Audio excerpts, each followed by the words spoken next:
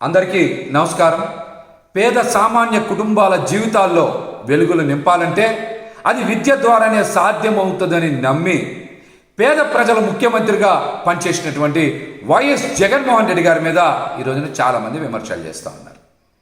ఆయన అమ్మఒడి పథకం ఈ దేశంలోని ఎవరు అమలు చేయాల, ఒక కొత్త పథకానికి శ్రీకారం చుట్టి పేద సామాన్య కుటుంబాలు ఉన్నతంగా చదువుకోవాలి, నాణ్యమైన విద్యని అభ్యసించాలి, ప్రతి ఒక్కరూ బడిబాట పట్టాలి అని ఒక దృఢ నిశ్చయంతో విద్యా వ్యవస్థలో విప్లవాత్మకమైనటువంటి మార్పులు తీసుకురావడానికి అమ్మఒడిని ప్రవేశపెట్టి ఎంతో అద్భుతంగా అమలు చేసి ముందుకు వెళ్ళినటువంటి వ్యక్తి జగన్మోహన్ రెడ్డి గారు.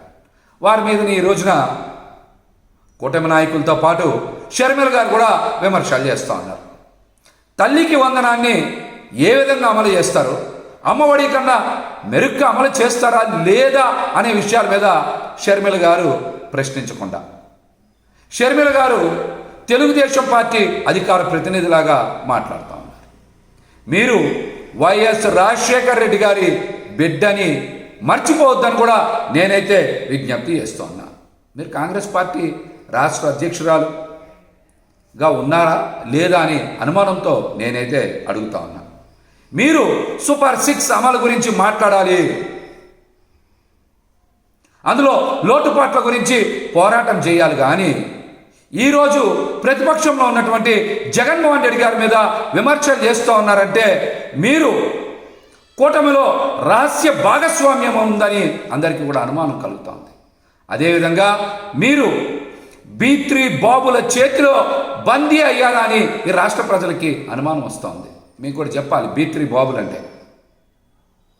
చంద్రబాబు గారు, పవన్ కళ్యాణ్ బాబు గారు, లోకేష్ బాబు గారు. అందుకనే ముగ్గురిని B3 బాబులు అన్నా. ఈ B3 బాబుల చేతిలో షర్మిల గారు ఏమైనా బందీ అయ్యారా అనేటువంటి అనుమానం నాకు కాదు, ప్రజలకు కలుగుతుంది. ఎందుకంటే వారు జగన్మోహన్ రెడ్డి గారి మీద విమర్శలు చేస్తూ ఉన్నారు. అమ్మఒడి మీద విమర్శలు చేయడం ఏంటి? తల్లికి వందనం మీద మీరు ప్రశ్నించాలి కదా. రాజశేఖర రెడ్డి గారి ఫోటోను ఇక్కడ అక్కడ పెట్టుకుంటే సరిపోతాయా? ఇక్కడ ఉండాలి.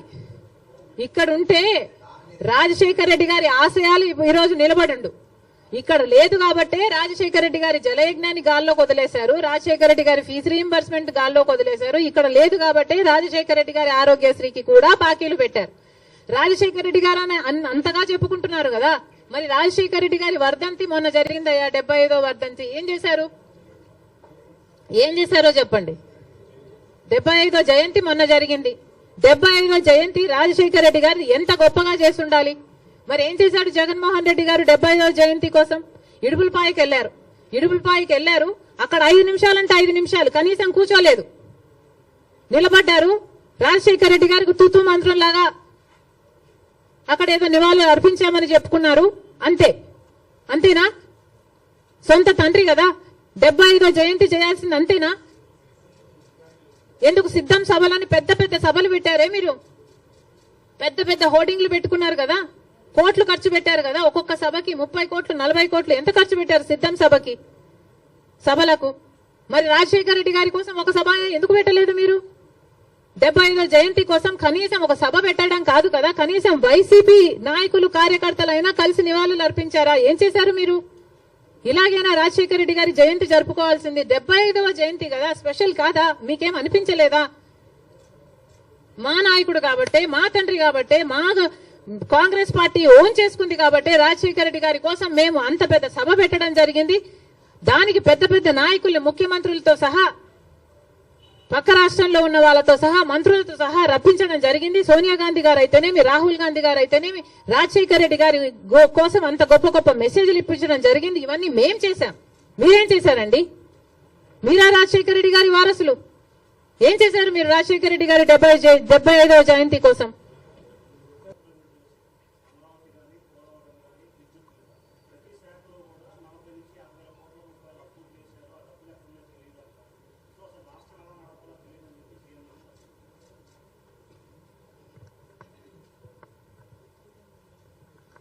రాష్ట్రం ఎలా నడపాలో సీఎం తెలియదు అని చెప్తున్నారు అంటే నేను నమ్మను. ఆయనకి ఎక్స్పీరియన్స్ ఉంది అనుకునే జనాలు 4వ సారి ముఖ్యమంత్రినిగా చేశారు. అలాంటి స్టేట్మెంట్ ఇచ్చుంటాడు అని నేను అనుకోను. ఒకవేళ ఇచ్చుంటే that's very very irresponsible. He has to figure out a way how to take this forward. చాలా అన్యాయం. చంద్రబాబు గారు 5 సంవత్సరాలు ముఖ్యమంత్రిగా ఉండి 2 లక్షల కోట్ల అప్పు చేస్తే, జగన్మోహన్ రెడ్డి గారు 5 సంవత్సరాలుగా ఉండి 8 లక్షల కోట్ల అప్పు చేశారు. ఇక్కడ నుంచి ఎలా ముందుకు వెళ్ళాలి అనేది చంద్రబాబు గారు ఫిగర్ అవుట్ చేసుకోవాలి. అందుకు టైం పట్టొచ్చు. అందుకనే మేము ఇప్పటి నుంచి వీఆర్ నాట్ స్పెషల్ స్టేటస్ మీద, పోలవరం మీద, రాజధాని మీద మేము ఇప్పటి నుంచి ధర్నాలు కొట్లాట్లు చేయటం లేదు. ఎందుకంటే మాకు కూడా తెలుసు హీ నీడ్ సమ్ టైం. కానీ ఉచిత ప్రయాణం ఆడవాళ్ల కోసం అన్నది అది వెంటనే చేయొచ్చు కదా అన్నదే నా పాయింట్.